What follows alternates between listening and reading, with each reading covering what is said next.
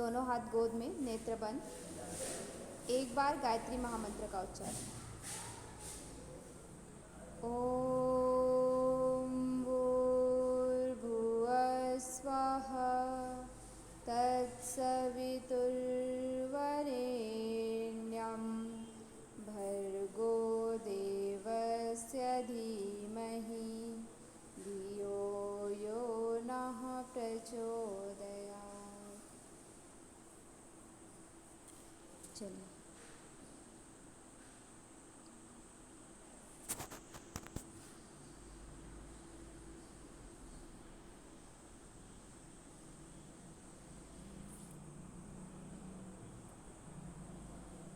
कल हमने क्या क्या देखा था, एक बार रिवाइज कराइए कोई भी।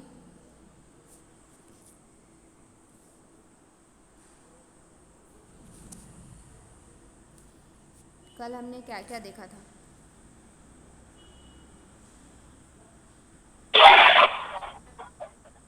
हाँ, संकलन करता रहे, उनके उद्देश्य करता रहे है।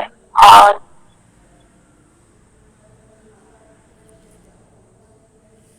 हमने कल क्या क्या देखा था किस कि गुरुओं हठ के योग नाम का दें, क्या उद्देश्य है, हठ योग हठ कैसे गुरुओं प्रदीपिका के की नाम। उत्पत्ति क्यों हुई, ठीक है। हठ प्रदीपिका जो ग्रंथ है वो क्यों आया, ये देखा था। हठ योग का उद्देश्य क्या है, हठ योग के रचयिता कौन है, उसके आदि वक्ता कौन है, आदिनाथ हैं, ठीक है। ये सब हमने देखा था। 33 गुरुओं के नाम देखे थे। और फिर साधना के लिए उपयुक्त स्थान कैसा होना चाहिए और हमें कैसा मठ बनाना है उसके बारे में हम लोगों ने देखा था। उसके बाद आज हम देखने वाले हैं साधक तत्व और बाधक तत्व। साधक तत्व और बाधक तत्व का मतलब क्या है कि जो हम साधना करने वाले हैं, मतलब जिस योग की साधना कर रहे हैं, तो उसमें क्या क्या हमारे लिए बाधक तत्व होता है, मतलब क्या क्या ऑब्स्टेकल्स आते हैं जिन्हें हमें नहीं करना चाहिए, और क्या क्या हमारे लिए अच्छी चीज़ें हैं, साधक तत्व क्या क्या हैं, ठीक है। तो यहाँ पे जो हठ प्रदीपिका है वहाँ पे 6 चीज़ें बताई गई हैं, 6 बाधक तत्व और 6 साधक तत्व। कौन कौन से हैं? ये वाला श्लोक, इसके प्रीवियस जो आप लोग का ये श्लोक है, ये सब भी आप लोग को याद होना चाहिए, ठीक है। ये जो मठ वाला श्लोक है इसमें सीक्वेंस भी पूछता है और सेम टू सेम ऐसे ही वर्ड उसमें यूज़ हुए रहते हैं, तो आप ये सब देख सकते हो उसमें। और ये आपको जो है 33 गुरुओं के नाम उनको गो थ्रू करके रखना है, ठीक है। बाकी जो इम्पोर्टेंट श्लोक है वो आप लोग याद कर लीजिएगा, जैसे साधक तत्व, बाधक तत्व है, मठ वाला है, ये दोनों आप लोग याद कर लीजिएगा, ये चारों, ठीक है। तो चलिए अब देखते हैं साधक तत्व में क्या क्या है। अत्याहार प्रयासस्य प्रजल्पो नियमाग्रह जनसंज्ञ लौल्यम च षड्भि योगो विनश्यति, ठीक है। तो इसमें 6 चीज़ आता है, अत्याहार, प्रयास, प्रजल्प, नियमाग्रह, जनसंघ और लौल्य। अत्याहार का मतलब क्या होता है, ओवर ईटिंग। अगर हम बहुत ज़्यादा ईटिंग करते हैं योगा करने के ड्यूरिंग, तो उसमें क्या होता है, ये बाधक तत्व होता है। प्रयास यानी कि एक्सर्शन, बहुत ज़्यादा प्रयास नहीं करना है, इसका मतलब क्या है कि जितना आपसे हो पाए, सॉरी, जितना आपसे हो पाए उतना करना है, ठीक है। बहुत ज़्यादा प्रयास नहीं करना है। जैसे योगाभ्यास अगर हम कर रहे हैं तो एक ही दिन में हम पूरा बैक बेंडिंग नहीं कर सकते, धीरे धीरे ग्रेजुअली चीज़ें होती हैं, ठीक है। तो एक्सर्शन आपको अपनी बॉडी को नहीं देना है किसी भी अभ्यास को करते समय, चाहे वो आसन हो, चाहे वो प्राणायाम हो, या कोई भी चीज़ हो, ठीक है। और क्या होता है प्रजल्प, हम बहुत ज़्यादा टॉकेटिव यानी कि बहुत ज़्यादा जब बोलते हैं, अधिक बोलना, इससे भी क्या होता है आपकी एनर्जी वेस्ट होती है, जिससे आप बहुत सारे जो आपके, क्योंकि पहले के जो हठ सॉरी हठ योगी होते थे वो क्या करते थे, सुबह से लेकर शाम तक उनकी पूरी डेली रूटीन बंधी हुई होती थी। उन्हें क्या करना पड़ता था, योगा करना होता था, फिर उसके बाद दिन भर वो भिक्षा मांगने जाते थे, और भी बहुत सारी चीज़ें वो लोग करते थे, ठीक है। और आप आगे भी देखेंगे कि बहुत सारे अभ्यास ऐसे हैं जो हर 3-3 घंटे में आपको करने के लिए बोला जाता है, ठीक है। तो पूरा दिन उनका क्या होता था, उनको एनर्जी अपना इन्वेस्ट करना होता था, तो इसलिए ज़्यादा जैसे बोलने चालने वाली इन चीज़ों में बहुत ज़्यादा आपको क्या है, एनर्जी वेस्ट नहीं करना है। तो टॉकेटिव भी आपके लिए बहुत ज़्यादा जब आप बोलते हैं तो ये भी क्या है, बाधक तत्व है। चौथा है आपका नियम आग्रह। नियम आग्रह यानी कि बहुत ज़्यादा अपने आप को नियमों में नहीं बांधना है। जैसे कि बोला जाता है सुबह नहाना है, तो ऐसा नहीं है कि 4 बजे उठ के नहा ही लेना है, ठीक है। या और भी बहुत सारे नियम होते हैं, तो लोग जो आप अलग अलग लोगों से मिलेंगे तो अलग अलग प्रकार के आपको नियम बताए जाएंगे, तो हर नियम में आप नहीं बन सकते, ठीक है। तो जितना आपसे हो पाता है उतना आप करिए, नियमों में पूरी तरह से अपने आप को बांधना नहीं है। उसके बाद क्या आता है जनसंघ, लोगों के साथ बहुत ज़्यादा लोगों से मिलना जुलना, लोगों की कंपनी, तो ये भी क्या है, एक बाधक तत्व है। उनसे भी आपका एनर्जी वेस्ट होता है, अलग अलग तरह के विचार आपके मन में आते हैं। जब ज़्यादा लोगों से मिलते हैं, ज़्यादा बात करते हैं, तो उनसे क्या है, अलग अलग विचार आपके मन में आते हैं। फिर क्या है लौल्यम, लौल्यम का अर्थ होता है मन की चंचलता, मन को भी आपको क्या करना है, स्थिर रखना है। ठीक है, तो ये आपके 6 बाधक तत्व हैं। अगर आप योग साधना में सफल होना चाहते हैं तो इन 6 बाधक तत्वों को आपको क्या करना पड़ेगा, हटाना पड़ेगा। नेक्स्ट आपका क्या आता है, साधक तत्व, इसी में आता है साधक तत्व में आपका क्या है, साधक तत्व भी आपके 6 हैं। ठीक है, कि पहला क्या है, उत्साह साहसात धैर्य तत्व ज्ञानश्च निश्चयात् जनसंघ परित्याग्यात् सद्भिर्योगा प्रसिद्ध्यति।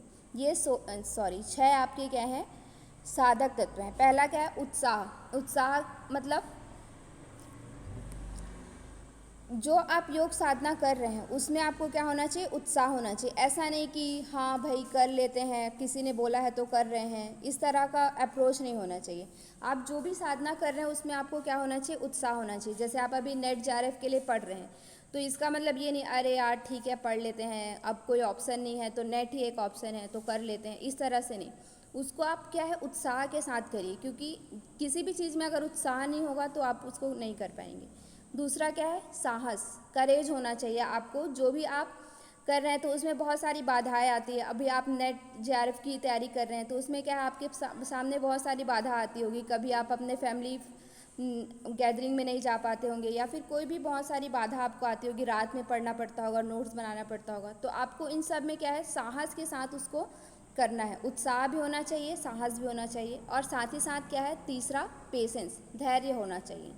एक बार नहीं हुआ, हो सकता है आपकी तैयारी अच्छे से नहीं हो पाई या आप किसी चीज़ में फंस गए, तो इसका मतलब ये नहीं कि आपसे होगा ही नहीं। ठीक है, तो आप उसको क्या है, धैर्य के साथ, ये किसी भी चीज़ के सिर्फ ही योग साधना के लिए नहीं है, किसी भी चीज़ के लिए आपके क्या है, साधक बाधक तत्व हैं। ठीक है, तो जब हम योग साधना करते रहते हैं तो बहुत सारे आसन जब आप देखेंगे, सिद्धासन को क्या है 12 साल तक अभ्यास करने के लिए कहा गया है। जब आप उसका 12 साल तक अभ्यास करते हैं तो उसमें आपको क्या होती है, सिद्धि मिलती है। ठीक है, तो क्या है, अब 12 साल कितना लंबा समय है। ठीक है, तो अगर आप 12 साल तक अभ्यास करेंगे तो उसमें क्या होना चाहिए, उत्साह भी होना चाहिए, साहस भी होना चाहिए और धैर्य भी होना चाहिए। जब तक आप में पेशेंस नहीं होगा, आप सोचेंगे एक दिन में मैं सिद्धासन को सिद्ध कर लूँ, तो ये तो पॉसिबल नहीं है ना। मतलब कि उसके लिए क्या, आपको 12 साल का एक लंबा समय चाहिए। तो उस तरह से उसमें क्या होना चाहिए, योग साधना में उत्साह भी होना चाहिए, साहस भी, और उसको करने का पेशेंस भी होना चाहिए। जितने समय में उसको सिद्धि मिलनी चाहिए उतने समय में ही आपको सिद्धि मिलेगी, और हो सकता है आपको उससे भी लेट में सिद्धि मिले। तो उसको क्या है, आपके अंदर पेशेंस होना चाहिए। चौथा क्या है, तत्व ज्ञान। तत्व ज्ञान का मतलब है एक्चुअल नॉलेज। ठीक है, मतलब कि जो भी आप कर रहे हैं, जैसे कि कोई भी आप आसन प्राणायाम अभ्यास कर रहे हैं, उसका क्या होना चाहिए, आपको तत्व ज्ञान होना चाहिए। अच्छी तरह से उसका आपको क्या होना चाहिए, ज्ञान होना चाहिए। समाधि तक आपको पहुंचना है तो समाधि क्या है, समाधि हमें क्यों चाहिए, कैसे हमें उसकी प्राप्ति होगी, उन सब का अच्छी तरह से यथार्थ ज्ञान होना चाहिए आपको। ठीक है, उसके बाद क्या है, निश्चय। अब इन सब के साथ आपको क्या होना चाहिए, फेथ होना चाहिए, प्रिजर्वेंस, निश्चय होना चाहिए कि मुझे ये करना है, दृढ़ विश्वास जिसको हम लोग कहते हैं। ठीक है, कि अगर आपके पास धैर्य भी है लेकिन आप दृढ़ विश्वास नहीं है तो क्या होगा, थोड़े दिनों बाद आपका मन विचलित हो जाएगा, और आप क्या, मन तो चंचल है ही, तो मन विचलित हो जाएगा, मन कहीं और भागने लगेगा। तो आपका एक दृढ़ निश्चय, एक बार करना है मतलब करना है, हमें नेट निकालना है तो निकालना है, जेआरएफ निकालना है तो निकालना है, एक दृढ़ निश्चय होना चाहिए, चाहे हमें उसके लिए कितना भी पढ़ना पड़े, कितना भी मेहनत क्यों ना करना पड़े। ठीक है, उसके बाद लास्ट क्या है, 6 में जन संग परित्याग। जैसे कि बाधक तत्व में बताया था कि जन संग करते हैं तो क्या होता है, वो हमारे लिए बाधक तत्व है, इसीलिए यहाँ पे फिर से उसको बोला गया है कि ज़्यादा लोगों के साथ आपको क्या है, बहुत ज़्यादा, या तो आपकी सराउंडिंग ऐसी हो कि आपके जैसे ही लोग हों, आपके कंपनी आपकी ऐसी हो कि आपके जैसे ही लोग हों। अगर आप किसी भी से भी मिलते हैं, किसी से भी बात करते हैं तो क्या होता है, बहुत सारे विचार आपके मन में आते हैं, आप अलग अलग जगह भटकने लगते हैं। इसलिए आपको क्या है कि जितने आपके जो आपकी कंपनी है वो आपके जैसी हो और ज़्यादा लोगों की कंपनी ना हो। ठीक है, समझ में आ गया ये चीज़, साधक बाधक तत्व समझ में आया क्या? जी मैम। इसको आपको क्या है कि सीक्वेंस में आपको याद रखना है। अगर आप श्लोक याद कर लेते तो बहुत अच्छी बात है, नहीं तो आपको इसको सीक्वेंस में याद करना। इवन आपको जो इसमें वर्ड दिया हुआ है, श्लोक में जो वर्ड दिया है, अत्याहार, प्रयास, प्रजल्प, प्रजल्भ का मतलब आपको मतलब भी पता होना चाहिए, बहुत ज़्यादा अधिक बोलना। लेकिन आजकल क्या हो रहा है कि जो श्लोक में वर्ड है ना वही सारे वर्ड आ रहे हैं, ठीक है। तो आपको सेम वर्ड आपको याद रखना है। प्रजल्भ है नियमाग्रह जनसंघ, उत्साह साहस धैर्य तत्व ज्ञान निश्चय जनसंघ परित्याग। क्लियर? मैम ये लोल्य का मतलब क्या होता है? किसका मतलब? लोल्य। लौल्यम। लौल्यम मतलब मन की चंचलता। मन चंचल होता है ना हमारा, भागता रहता है इधर उधर, थोड़े समय के लिए यहाँ थोड़े समय के लिए वहाँ, ठीक है। तो ये मन की जी। चंचल। नेक्स्ट आप अगर आप बुक में देखेंगे तो बुक में आपकी यम नियम की चर्चा नहीं मिली है, लेकिन आप बुक के नीचे में ना जो वहाँ पे डिस्क्रिप्शन दिया रहता है उसमें देखेंगे तो वहाँ पे क्या है 10 यम और 10 नियम की चर्चा आपको मिलती है। इसके बाद साधक बाधक तत्व के बाद, तो वो हम लोग थोड़ा सा देख लेते हैं। यही चीज़ आपके हर जगह पे मिलेगी। ये जो 10 यम और 10 नियम है ये आपको 10 उपनिषदों में भी मिलेगा, सॉरी जो आपके योग उपनिषद है उनमें भी मिलेगा, बाकी के जो टेक्स्ट हैं उनमें भी यही सारे मिलेंगे, ठीक है। तो इसको आप लोग याद कर लीजिएगा। 10 यम कौन कौन से हैं? अहिंसा सत्य अस्तेय, ब्रह्मचर्य क्षमा धृति दया आर्जव मिताहार और शौच, ठीक है। अहिंसा मतलब दूसरों मन वाणी या कर्म से किसी के भी हिंसा ना करना। सत्य यानी कि सत्य वचन बोलना, ठीक है। अस्तेय यानी कि चोरी ना करना। ब्रह्मचर्य यानी कि ब्रह्मचर्य का पालन करना, जो 25 वर्ष तक हमें ब्रह्मचर्य का पालन करना होता है और गुरुओं के सानिध्य में रहना होता है, ठीक है। इसको ब्रह्मचर्य कहा जाता है। क्षमा यानी कि कोई भी अगर आपको किसी प्रकार की हानि पहुंचाता है तो उसे हमें क्या कर देना? क्षमा कर देना। धृति यानी कि वही धैर्य होना, ठीक है। दया का मतलब है जो आपसे कम है या कोई जीव जंतु है या आपसे निचली प्रजाति के जो लोग हैं या आपसे धन में या किसी भी चीज़ में आपसे जो कम है उनको उनके प्रति आपको क्या रखना? दया का भाव रखना और उन्हें दान के रूप में जो आपसे बन पड़े वो देना, ठीक है। आर्जव मतलब कि ह्यूमैनिटी यानी कि क्या है, एक मानवता का गुण होता है हमारे अंदर कि हम मानव हैं तो मानवता का गुण है, तो उसको हम लोग क्या बोलते हैं? आर्जव बोलते हैं, ठीक है। दूसरों के साथ अच्छा व्यवहार करना। फिर उसके बाद क्या आता है? मिताहार यानी कि जो हमारे लिए उचित आहार है और जितना हमारे लिए सही है उतना आहार हमें क्या करना? ग्रहण करना। फिर क्या है? शौच। शौच का बाह्य और आंतरिक शौच, जैसे कि आप लोगों ने पतंजलि में भी पढ़ा होगा कि 2 तरह के शौच होते हैं। हम अंदर की सफाई और बाहर की सफाई।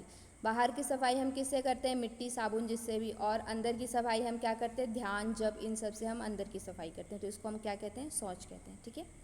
फिर उसी तरह से 10 नियम आता है आपका तप। तप का मतलब होता है कि अपने शरीर को किसी प्रकार से कष्ट प्रदान करना, जैसे कि उपवास करते हैं हम या कोई तप करते हैं तो उसको हम लोग क्या बोलते हैं? अपने शरीर को तप की अग्नि में जलाना, ठीक है। दूसरा क्या है? संतोष।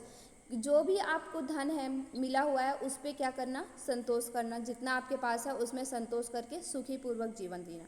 आस्तिक यानी कि क्या होता है? आस्तिकता। ईश्वर के प्रति जो हमारी आस्तिकता होती है उसको हम लोग क्या बोलते हैं? आस्तिक्य। चौथा है आपका दान। दान का हाँ जी, कोई कुछ बोलना चाह रहे हैं क्या? दान यानी कि जो भी आप कमाते हैं अर्जन करते हैं उसमें से कुछ अंश आप दूसरों को जो जिनको ज़रूरत है उन्हें दान कीजिए, ठीक है। दान भी ऐसे इंसान को करना चाहिए जो क्या हो, उस तरह का नीडी हो, मतलब उसको ज़रूरत हो। ऐसा नहीं कि आप दारू पीने वाले मांगने आ रहे हैं उसको आप दान करें। तो दान देने का भी एक हमारे पास क्या होना चाहिए? मतलब हमें पता होना चाहिए कि हमें किसे दान करना है। उसके बाद 5वां होता है ईश्वर पूजन। ईश्वर पूजन हमें भगवान, जिस भी भगवान को आप मानते हैं, जो भी आपके इष्ट देव हैं उनकी क्या करना? पूजन करना। सिद्धांत वाक्य श्रवण। सिद्धांत वाक्य श्रवण का मतलब होता है कि कोई भी वेद ग्रंथ के वाक्य हैं उनको क्या करना? श्रवण करना। जैसे हम सत्संग करते हैं या फिर स्वाध्याय करते हैं, उसी तरह से सिद्धांत वाक्य का श्रवण करना, ठीक है। ह्री मतलब क्या होता है? लज्जा। जो भी हमारे वेदांग में जो भी हमारे निषिद्ध कार्य कहे गए हैं, मतलब चोरी करना और भी ऐसे बहुत सारे कार्य हैं जो हमें नहीं करना चाहिए, वो करते हुए आपको लज्जा आनी चाहिए, ठीक है। उसको बोला जाता है ही। मति मतलब आपके अंदर सही और गलत को, मति का मतलब क्या होता है? बुद्धि। सही और गलत को पहचानने की आपके अंदर क्या होनी चाहिए? बुद्धि होनी चाहिए। 9वां है जप और 10वां है क्या? हुतम यानी कि हवन यज्ञ करना। क्लियर है? ये 10 आपको सीक्वेंस वाइज याद होना चाहिए, 10-10 दोनों, ठीक है, सीक्वेंस वाइज आपको याद करना है। कहीं कहीं पे बस इसमें थोड़ा बहुत अब दूसरे टेक्स्ट में देखेंगे तो चेंजेस आता है, बाकी लगभग यही रहता है। अब हम नेक्स्ट देखते मैम हैं। इसके अर्थ भी याद आ सकते हैं क्या?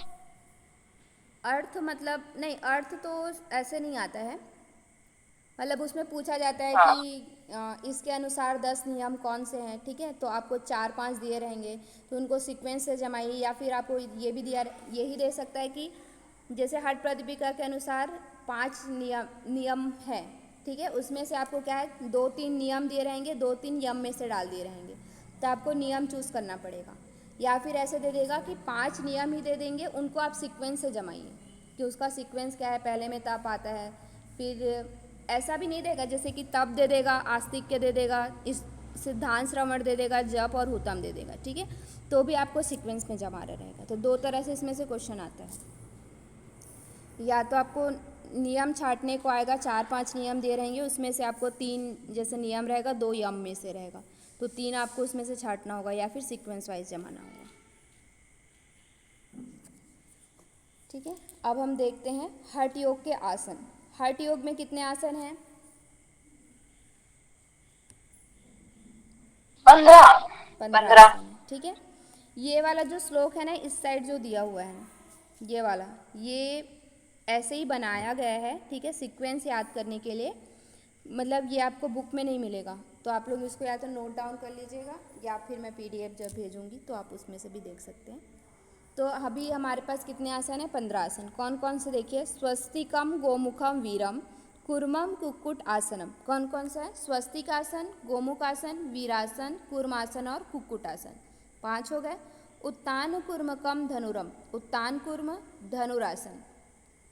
मत्स्येंद्र पश्चिमोत्तान, मयूरासन, शवासन, सिद्धम, पद्मम, सिंहम, भद्रम।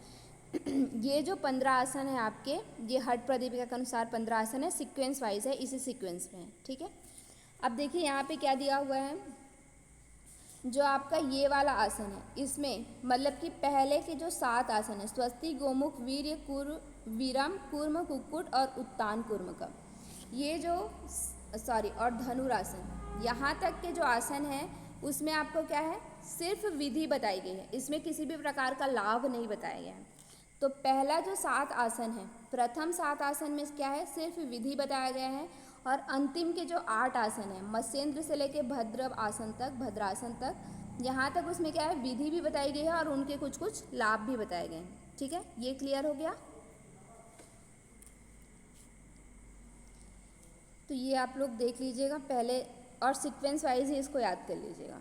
यहाँ से ये भी क्वेश्चन आता है, 15 आसन आपको कम से कम, हठ प्रदीपिका के 15 आसन तो सीक्वेंस वाइज याद होने चाहिए। इस बार ही अगर आप लोगों ने देखा होगा, जो प्रीवियस अभी जून वाला पेपर हुआ था, उसमें ये था कि हठ प्रदीपिका और घेरण संहिता दोनों में से कौन से सिमिलर आसन है, दोनों में कौन से ऐसे आसन है। तो अगर आपको हठ प्रदीपिका भी याद होता तो आप उस क्वेश्चन को बना सकते थे, ठीक है। चलिए, ये तो हो गया आसन, 15 आसन। पहले जो प्रथम 7 आसन है उसमें आपके क्या है, उसमें आपका विधि ही दिया है, किसी भी प्रकार का उसमें वो नहीं दिया है, फल नहीं दिया है, ठीक है।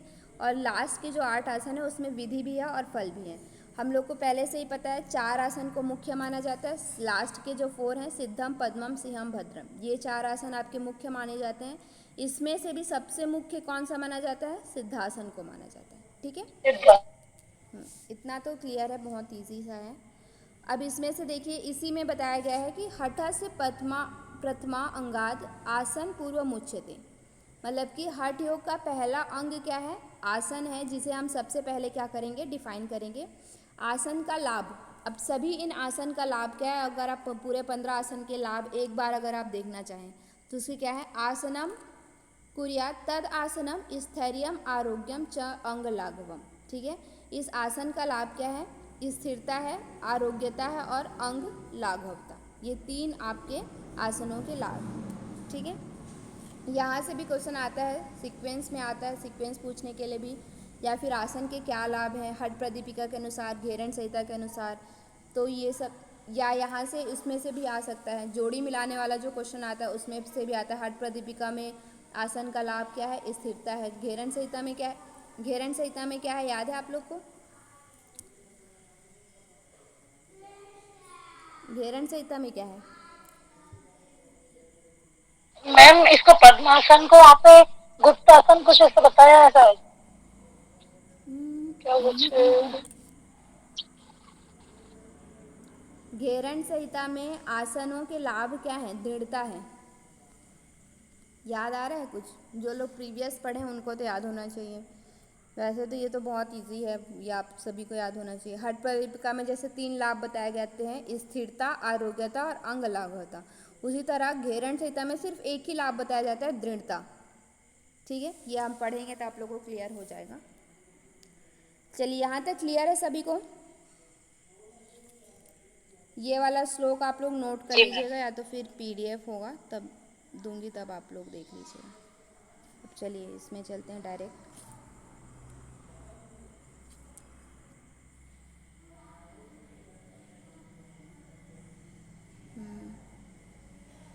ये सब हमने पढ़ लिया।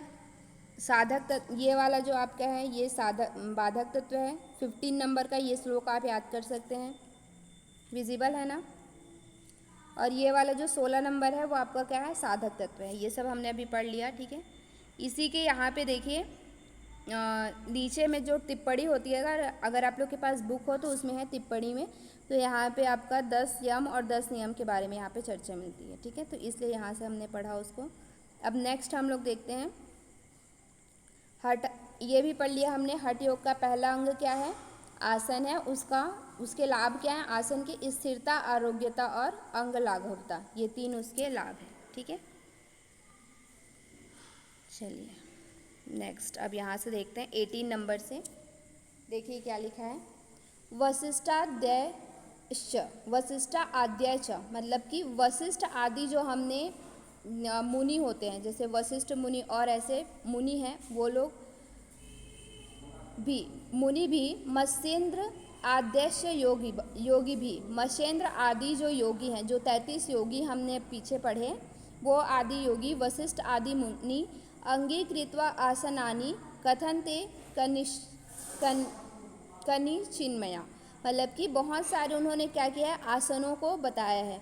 मत्स्येंद्र योगी हैं और गोरक्षनाथ हैं और जो 33 योगी हैं, उन लोगों ने क्या अलग अलग प्रकार के बहुत सारे आसन बताए हैं। उनमें से मैं कुछ आसन को यहाँ पे क्या कर रहा हूँ? निरूपण कर रहा हूँ, यानी कि कुछ आसन को यहाँ पे मैं बता रहा हूँ। कौन ऐसा बोल रहा है? स्वात्मराम। कौन ऐसा बोल रहे हैं? स्वात्मराम, ठीक है। फिर उसके बाद क्या है? जानु उर्वंतरे सम्यक कृत्वा पाद तले उभे। अब यहाँ से क्या है? आपका आसन स्टार्ट हो रहा है। पहला आसन क्या है? स्वस्तिक आसन। अब स्वस्तिक आसन का यहाँ पे क्या बताया गया, देखिए, जानु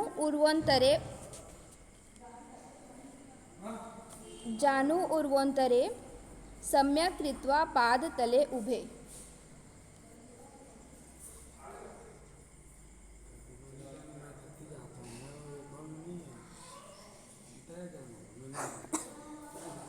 जानु और उर के बीच में, ठीक है, सम्यक कृत्वा पाद तले उभे। पाद तल यानी कि क्या होता है? आपका पैर, जो आपका तलवा होता है, उन दोनों को आपको कहाँ पे रखना है? जानु, यानी कि जानु किसको बोला जाता है? जो आपका पिंडली वाला भाग होता है, घुटना होता है, उसको जानु बोलते हैं। उर यानी कि जंघा।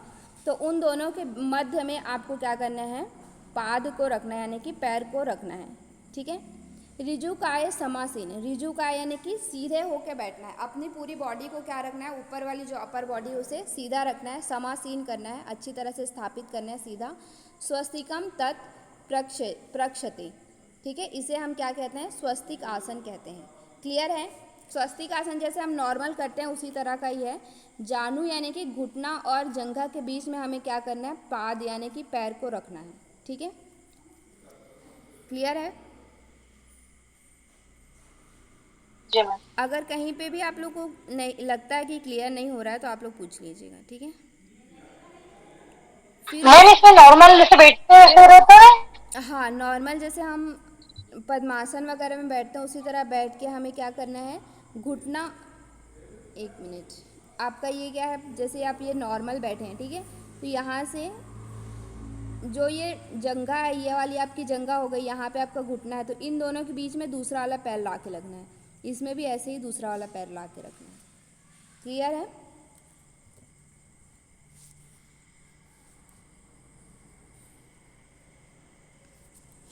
चलिए, अब उसके बाद दूसरा आसन क्या है, गोमुख आसन। इसमें सिर्फ आप लोग का वो बताए गए हैं, है ना, मतलब कि आप लोग के क्या बताए गए हैं, सिर्फ कैसे आपका प्रोसीजर होता है, इसमें किसी भी प्रकार का लाभ नहीं है। तो पहला आसन क्या था, स्वस्तिक आसन। दूसरा आसन क्या है, गोमुख आसन। गोमुख आसन में क्या है, सव्ये दक्षिण गुल्फम तु पृष्ठ पार्श्वे नियोजयेत। ठीक है, सव्य यानी कि क्या होता है, बाएं पैर। सव्य यानी कि क्या होता है, बायां होता है, ठीक है। और दक्षिण यानी कि दायां, लेफ्ट। सव्य यानी कि लेफ्ट और दक्षिण यानी कि राइट। तो क्या करना है, सव्य दक्षिण गुल्फम। गुल्फ यानी कि क्या होता है, आपका जो टखना वाला भाग होता है, जिसको हम लोग फूट बोलते हैं, उसको यहाँ पे क्या बोला जाता है, गुल्फ। ठीक है, तो जो बाएं वाला सॉरी, जो बाएं साइड आपको क्या करना है, दाएं वाला घुटना को ले जाके रखना है। किसमें, पार्श्व पृष्ठ। पार्श्व पृष्ठ यानी कि जंघा के साइड में। ठीक है, आप लोग एक बार गोमुख आसन कैसे करते हैं उसको ध्यान से रखिए। जब हम लोग सीधा ऐसे बैठे होते हैं, ठीक है, उसके बाद क्या करते हैं, ये आप सीधे बैठे हुए हैं, तो एक पैर उठा के क्या करते हैं, एक पैर को उठा के दूसरे साइड ला के रख देते हैं, पार्श्व में रख देते हैं, साइड में ला के रख देते हैं, है ना, इसी तरह से तो करते हैं। उसके बाद क्या करते हैं, दूसरा वाला पैर उठा के हम क्या करते हैं, दूसरे साइड पार्ट्स में, जंघा के साइड में, मतलब कि आपका जो स्पाइन के साइड वाला भाग होता है वहाँ पे ले जाके रख देते हैं। तो इससे क्या हो जाता है, तथा सभ्यम गोमुखम गोमुखाकृति। इससे क्या हो जाता है, आपकी जो दो घुटने हैं वो, उसकी आकृति कैसी हो जाती है, सामने से जब हम उसको देखेंगे तो वो आकृति गोमुख, गो के मुख के समान हो जाती है, गाय के मुख के समान हो जाती है, इसलिए इसको क्या बोला जाता है, गोमुख आसन बोला जाता है। क्लियर हुआ क्या ये? जी मैम।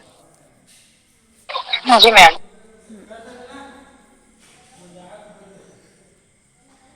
फिर उसके बाद क्या है, वीरासन। वीरासन मतलब कि तीसरा आसन है वीरासन।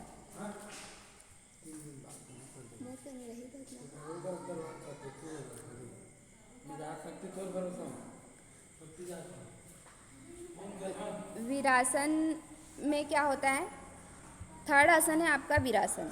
इसमें क्या है, एकम पादम एकस्मिन। एक पाद को क्या करना है, एक बार पूरा पढ़ लेते हैं। एकम पादम एकस्मिन विन्य से उदरी स्थिरम। ठीक है, एक पाद को, जो आपका एक पैर है उसको क्या करना है, दूसरे ऊर के नीचे रखना है, ऊर के ऊपर रखना है। विन्य से उदरी, उदरीणी स्थिरम। ठीक है, जब आप ये सीधा बैठे हुए हैं, ठीक है, एक पैर आप इस तरह से पद्मासन की स्थिति को एज्यूम करिएगा, ये अर्ध पद्मासन की स्थिति होती है। तो जब आप एक पैर को क्या करना है, दूसरे पैर के ऊपर में ले जाके रख देना है। ठीक है, ये जो आपका पाँव है वो दूसरे पैर में ले जाके रख दिए। उसके बाद क्या है, इत्रस्मिन तथा च उरम। इतरस्मिन, इसमें क्या है, उदरणी बोला है यानी कि ऊपर रखना है, और इसमें क्या है, इतरस्मिन यानी कि नीचे रखना है। दूसरे पैर को आपको क्या करना है, इसके नीचे रखना है। तो जैसे हम अर्ध पद्मासन की स्थिति आप लोग एज्यूम करिए, तो उसमें क्या होता है कि एक पैर, आपका एक पैर जो होता है वो ऊपर होता है और दूसरा पैर क्या होता है, नीचे रहता है। तो इसी तरह से वीरासन की स्थिति बनती है। क्लियर हुआ? इसको आप लोग याद रखने के लिए जब आप नोट्स बनाएंगे तो यहाँ पे वो भी लिख सकते हैं, अर्ध पद्मासन की स्थिति। वीरासन कैसा होता है, अर्ध पद्मासन की तरह होता है।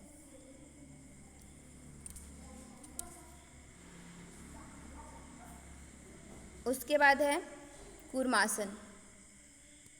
हाँ, उसके बाद क्या आता है आपका, कूर्मासन।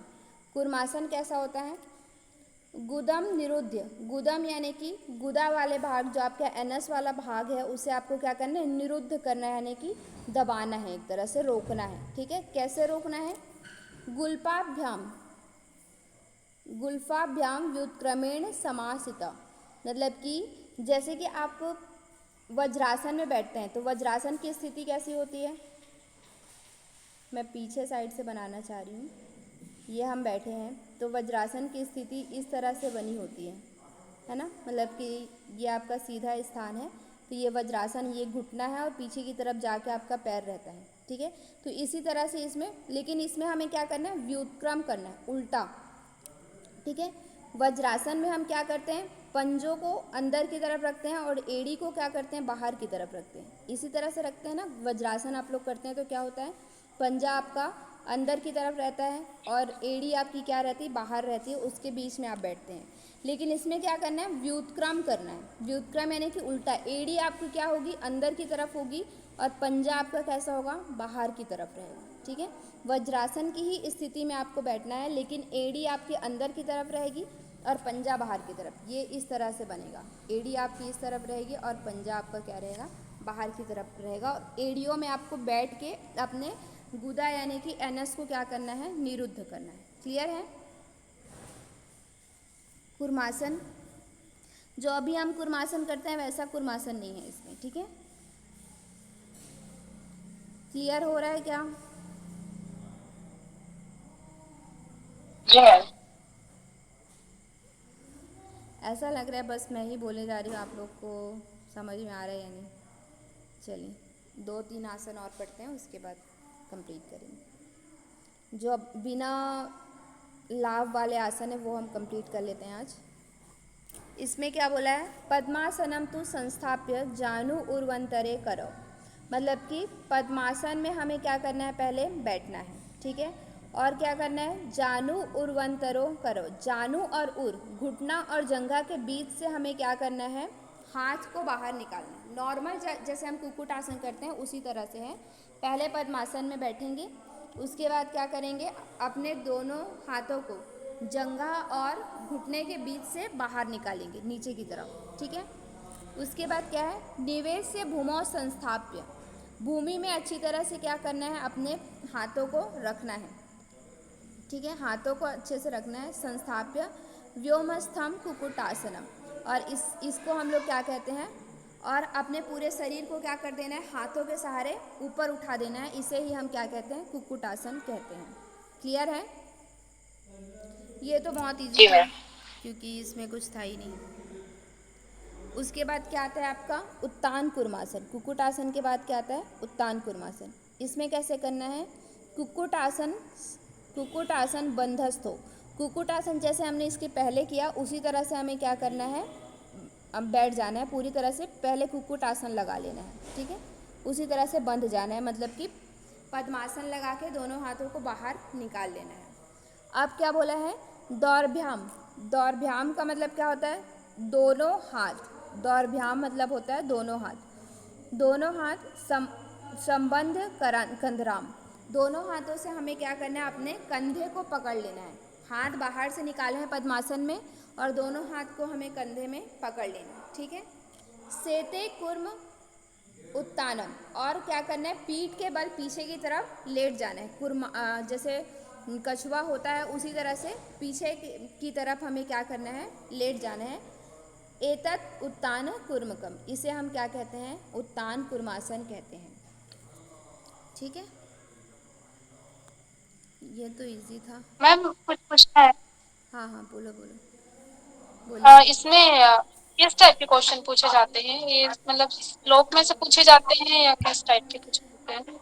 यहाँ से तो, इसमें से तो इतना नहीं आता है, अभी तक मैंने नहीं देखा है। लेकिन इसके बाद जो आप 8 आसन पढ़ेंगे उसमें से लाभ में से क्वेश्चन आता है, ठीक है। प्रोसीजर से अभी तक क्वेश्चन नहीं आया है, आसन के प्रोसीजर से क्वेश्चन नहीं आया है अभी तक। 1-2 आया है, जैसे कि ये वाला आया है शायद, ये धनुरासन वाला आया है, गृहत्व श्रवणावधि ऐसे करके आया है। ये कौन सा आसन का है, इस तरह से आया है, ठीक है। तो जो फेमस आसन होते हैं ना, ये जो इजी होता है, जो सब समझ जाते हैं उसी तरह से आते हैं। जैसे बहुत कुछ कंफ्यूजिंग होता है उसमें से ज़्यादा नहीं आता है, लेकिन फिर भी आपको एक बार गो थ्रू करके रखना है कि क्या क्या है करके, ठीक है। जी।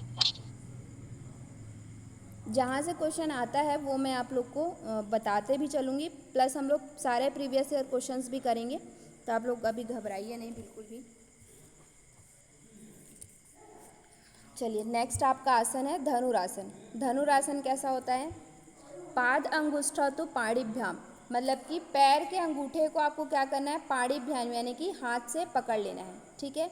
गृहत्वा श्रवणावधि, और खींच के आपको क्या करना है, श्रवणावधि यानी कि श्रवण यानी कि क्या होता है, श्रवण का मतलब क्या होता है, किससे रिलेटेड है ये, सुनना,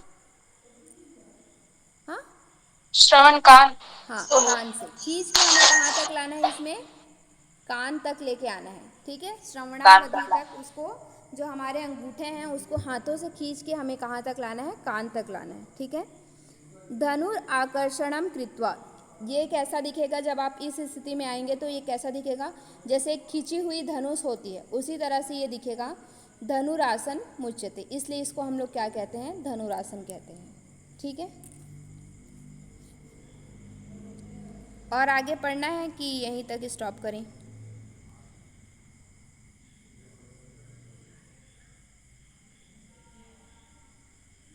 चलिए एक दो और आसन पढ़ लेते हैं। अब यहाँ तक क्या था, ये जो धनुरासन है, यहाँ तक आपके 7 आसन कंप्लीट होते हैं। इसमें आपका क्या है, सिर्फ प्रोसीजर बताया है, इसमें कोई लाभ नहीं बताया, ठीक है, विधि बताया गया है, लाभ नहीं बताया। अब आगे हम देखेंगे जिसमें आपकी क्या है, विधि भी बताया है और उसके साथ उसके कुछ लाभ भी बताए गए हैं। तो इसके बाद आपका आता है मत्स्येंद्र आसन, ठीक है। नेक्स्ट आपका यहाँ से विधि और लाभ दोनों स्टार्ट होता है। इसमें क्या है, पहला आपका आसन क्या है, मत्स्येंद्र आसन। तो मत्स्येंद्र आसन कैसा होता है, वामो उर मूल अर्पिता, मतलब कि वाम यानी कि क्या होता है, लेफ्ट, लेफ्ट या फिर जिसको हम लोग बायां, बाएं पैर के मूल को, मूल में आपको क्या करना है, दक्ष पाद को रखना है। इसके लिए आप लोग पूर्ण मत्स्येंद्र आसन अज्यूम कीजिए, ठीक है। पूर्ण मत्स्येंद्र आसन आप लोग ने किया होगा कभी या जानते होंगे। तो उसमें कैसे करते हैं हम, कि एक पैर का जो पाँव है उसे हम दूसरे पैर के क्या करते हैं, जंघा पे ले जा के रखते हैं, ठीक है, जंघा के मूल पे ले जा के रखते हैं, जहाँ से जंघा स्टार्ट होती है। उसी तरह से इसमें क्या बोला है कि बाएं पैर के मूल में आपको क्या रखना है, दाएं पैर के पाद को रखना है, यानी कि पाँव को वहाँ पे ले जाके रखना है, ठीक है। उसके बाद क्या है, जानो बहिर्वेष्टितम वाम पादम, और जो आपका लेफ्ट पैर है उसे आपको क्या करना है, राइट पैर के जानू यानी कि घुटने के बाहर रखना है, ठीक है। समझ में आ रहा है, पूर्ण मत्स्येंद्र आसन अज्यूम कर रहे होंगे तो समझ में आ रहा होगा जी मैम। कि कैसे करते हैं। जब हम दोनों पैर सीधा है तो एक पैर को हम क्या करते हैं, जंघा के पास ले जाके रखते हैं, फिर दूसरा पैर को घुमा के हम क्या करते हैं, घुटने के बाहर रखते हैं, ठीक है। फर्स्ट लाइन कंप्लीट हो गया। उसके बाद क्या है, प्रगृहा तिष्ठते परिवर्तितांग, इसमें क्या है, क्लियर नहीं दिया है, लेकिन जब आप यहाँ वाली संस्कृत पढ़ेंगे तो इसमें क्या है, सन हस्ताभ्याम पादव, और हाथ और पैर को, हाथ को क्या करना है, हमें पैर में पूरी तरह से घुमा के रखना है। परिवर्तितांग यानी कि क्या होता है, घुमाना, आड़े तिरछी तरह से घुमाना, ठीक है। तो इसमें पूरी तरह से नहीं बोला है कि आपको इस पैर से इस हाथ को पकड़ना है, ऐसे मतलब इस हाथ से इस पैर को पकड़ना है, ये नहीं बोला है। बस इसमें ये बोला है कि हाथों को घुमाना है, घुमा के रखना है, ठीक है। श्री मत्स्येंद्र नाथम नाथोदितम आसनम स्यात्, इसे क्या कहा जाता है, मत्स्येंद्र आसन, मत्स्येंद्र आसन कहा जाता है, ठीक है। क्लियर हुआ? थोड़ा सा कंफ्यूजिंग है, इसमें श्लोक में ही कंफ्यूजिंग है, तो आसन तो इतना नहीं पूछा जाता है, लेकिन हाँ अब इसके बाद जो श्लोक है वो बहुत इम्पोर्टेंट है, इसको आप लोग को याद रखना है, ठीक है। अब देखिए क्या है, मत्स्येंद्र पीठम, पीठ का मतलब होता है आसन, ठीक है। मत्स्येंद्र आसन का क्या क्या लाभ है, जठर प्रदीप्तम, संस्कृत ही आप लोग को याद रखना है, ठीक है। जठर प्रदीप्तम, जठराग्नि क्या करती है, ये प्रदीप्त करती है। फिर क्या है, प्रचंड रुग्ण मंडल खंडन अस्त्रम, प्रचंड रुग्ण मंडल यानी कि बहुत ज़्यादा जो रोग होते हैं या जो भयानक रोग होते हैं, प्रचंड रोग जो होते हैं, रोगों के मंडल यानी कि पूरे रोगों के समूह को ये क्या करता है, खंड करता है, यानी कि समाप्त करता है। कैसे समाप्त करता है, अस्त्र के समान, ठीक है। जो रोगों के समूह हैं उसे समाप्त करता है अस्त्र के समान, उसको नष्ट करता है किसके समान, अस्त्र के समान, ठीक है। अभ्यासात कुंडलिनी प्रबोधम, और इसके अभ्यास से क्या होता है, कुंडलिनी प्रबोध होता है, यानी कि कुंडलिनी का जागरण होता है। ये चीज़ पूछा जाता है। वैसे तो ये पूरा श्लोक इम्पॉर्टेंट है, लेकिन यहाँ से ये इम्पॉर्टेंट है कि हठ प्रदीपिका के अनुसार कौन से आसन से कुंडलिनी जागृत होती है, या फिर ऐसा बोला जाता है हठ प्रदीपिका के अनुसार किन अभ्यासों से कुंडलिनी जागृत होती है। उसमें आपको कुछ आसन दिए होंगे, कुछ प्राणायाम दिए होंगे, कुछ क्या बोलते हैं मुद्रा वगैरह दिया होगा, ठीक है। तो उसमें से आपको चूज़ करना रहेगा कि किस किस से आपकी कुंडलिनी जागरण होती है हठ प्रदीपिका के अनुसार। तो आपको अलग अलग जगह पे ये अलग अलग रहता है, जैसे कि घेरण संहिता में किससे जागृत होता है, भुजंग आसन से होता है, लेकिन हठ प्रदीपिका में किससे जागृत होता है, मत्स्येंद्र आसन से। तो ये चीज़ आप लोग को बहुत अच्छी तरह से याद रखना है। फिर इसका नेक्स्ट 4 इसमें बेनिफिट दिया है। पहला है जठर प्रदीप्तम, जठराग्नि प्रदीप्त होती है। दूसरा जी सॉरी आपकी आवाज़ नहीं समझ नहीं आई मुझे, क्या बोल रहे हैं मैम? ये भुजंगासन का आप बोल रहे हो, भुजंगासन का कौन से प्रदीपिका में दे रखा है, मतलब कौन से हठ योग में दे रखा है? घेरण संहिता में हम पढ़ेंगे, मतलब मैं ये कंपेरेटिव थोड़ा आपको बता रही थी, ये हम पढ़ेंगे घेरण संहिता में पढ़ेंगे ना उस समय। लेकिन यहाँ पे आपको हठ प्रदीपिका में याद रखना है मत्स्येंद्र आसन से कुंडलिनी जागरण होता है, ठीक है। पहला इसका लाभ है जठराग्नि प्रदीप्त होती है। दूसरा है प्रचंड रुग्ण यानी कि रोग के समूह को अस्त्र के समान नष्ट करता है। तीसरा आपका है कुंडलिनी जागरण होता है। चौथा आपका लाभ है चंद्र स्थिरत्वम च ददाति पुंसाम, यानी कि चंद्रमंडल इससे स्थिर होता है, ठीक है। ये 4 आपके बेनिफिट हैं।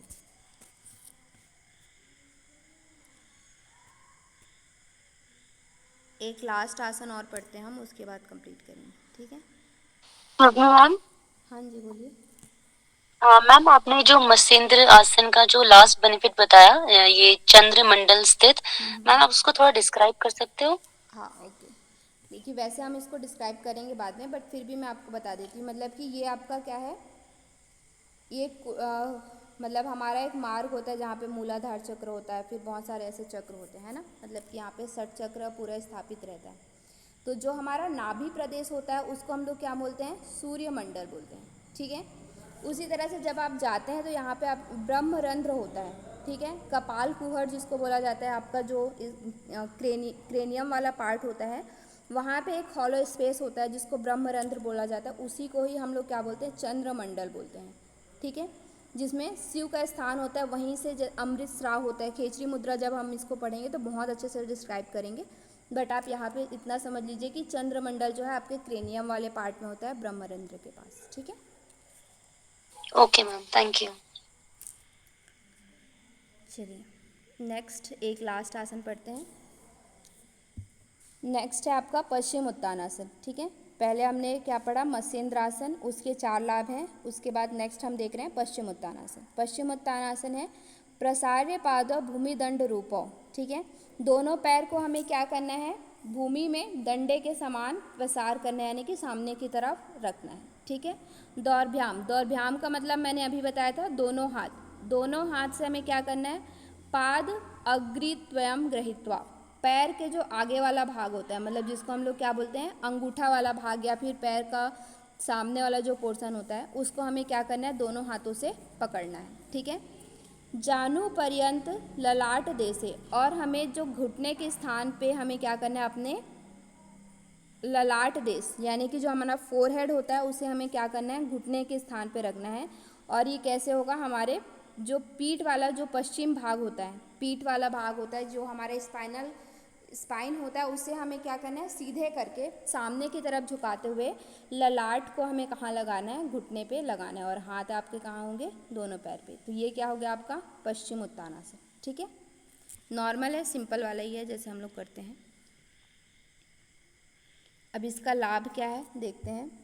इति पश्चिमोत्तान आसनम अग्रयम, यानी कि ये इसको क्या बोला जाता है, पश्चिमोत्तान आसन जो है उसे आसनों में अग्र बोला जाता है, मतलब कि आगे, सबसे ऊंचा स्थान, एक आसनों में आगे वाला स्थान किसको मिला है, अग्रगण्य का स्थान पश्चिमोत्तान आसन को मिला है, ठीक है।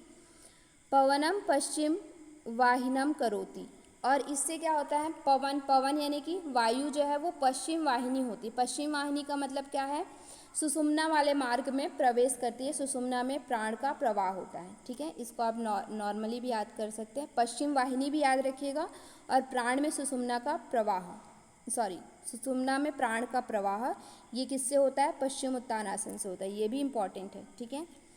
उदयम जठरानलस्य, और इससे क्या होता है?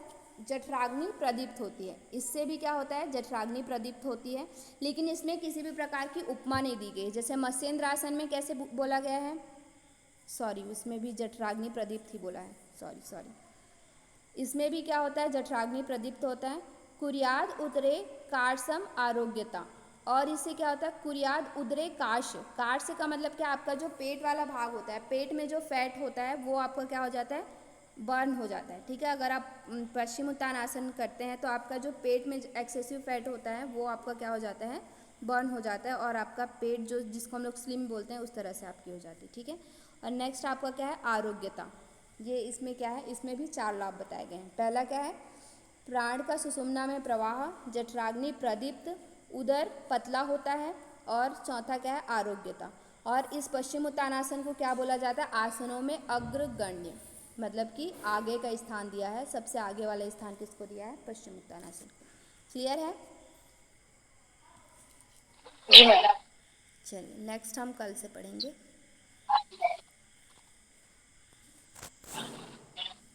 एक बार हम लोग वो देख लेते हैं,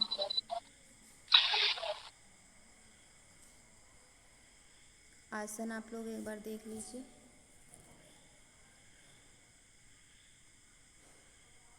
वैसे तो समझ में आ गया होगा, फिर भी आप लोग अपने नोट्स में बनाएंगे तो देख लीजिएगा।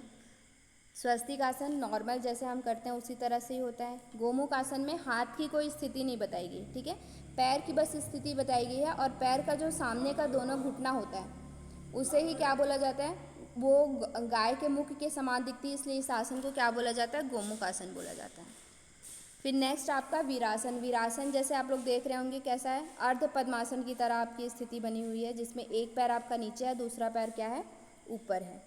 फिर आपका कुर्मासन। कुर्मासन में देख रहे होंगे कि आपका वज्रासन की तरह ही स्थिति है, लेकिन इसमें क्या है कि पैर आपका जो तलवा वाला भाग है वो क्या है? बाहर की तरफ निकला हुआ है, और घुटना जो आपका एड़ी वाला हील वाला पार्ट है वो क्या है? अंदर की तरफ है, ठीक है। फिर उसके बाद क्या है? कुक्कुट आसन। कुक्कुट आसन जैसे हम नॉर्मल करते हैं उसी तरह से है। उत्तान कुर्मासन। उत्तान कुर्मासन में हम क्या करते हैं? इसमें ये लेटी हुई नहीं है, लेकिन आपके अब जो श्लोक है उसमें क्या बोला गया है? लेटने वाला पोजीशन बताया गया है, ठीक है। आप इसके बाद में पीठ, मैम इसको गर्भासन भी कहते हैं क्या? हाँ, इसको उत्तान गर्भासन भी कुर्मासन कहते को हैं, गर्भासन। गर्भासन भी कहते हैं। जी मैम। लेकिन ये इसमें क्या है? ये एक गर्भासन है, लेकिन आप जब लेटते हैं ना तो उसको उत्तान कुर्मासन, पीठ के बल इसमें लेटना होता है, ठीक है। फिर नेक्स्ट आपका है धनुरासन।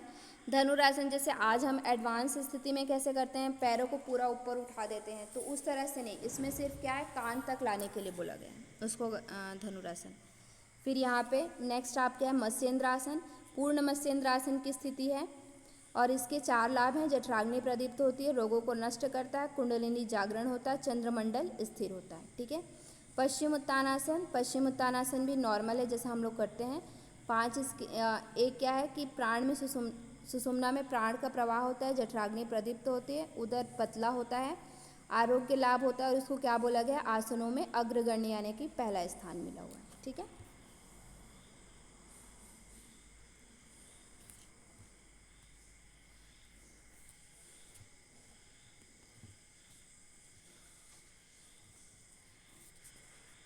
क्लियर हुआ? कोई कंफ्यूजन तो नहीं है आप लोग को? No ma'am. Okay fine. चलिए याद करते जाइए, अभी से कुछ कुछ चीज़ें अपने माइंड में रिमाइंड करते जाइए, क्योंकि लास्ट के लिए हर चीज़ छोड़ते जाएंगे तो फिर आप लोग को चीज़ें समझ में नहीं आएंगी।